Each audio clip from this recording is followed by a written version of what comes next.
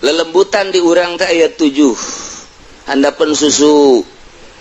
kenca handapeun susu katuh latifatul qalbi latifatul ruh latifatul sir latifatul qafi latifatul akhbar latifatul qalb hiji-hijina latifatul qalbi ieu adalah nafsul lawamah eusina al-lawm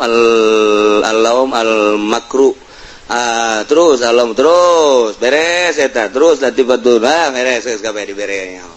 kuari mulaian hiji latifatul qalbi urusan Gusti lelembutan qalbi al-makruh al-hawa al-lawm al-makruh al-hawa picenan Gusti sok picenan al-ujbu al-ghibah ar-riya az-zulmu al-kidbu al-ghaflah picenan ta Gusti eta heula pagawean eta sok picen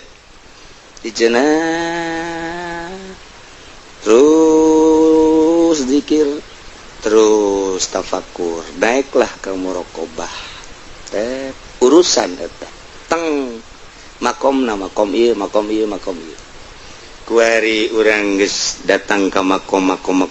encan nyaritakeun khusus salat encan teu kudu dicaritakeun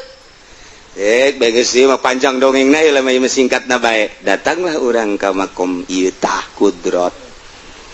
ieu makom teh makom hikmah geus ninggalkeun hikmah kuari ka kudrat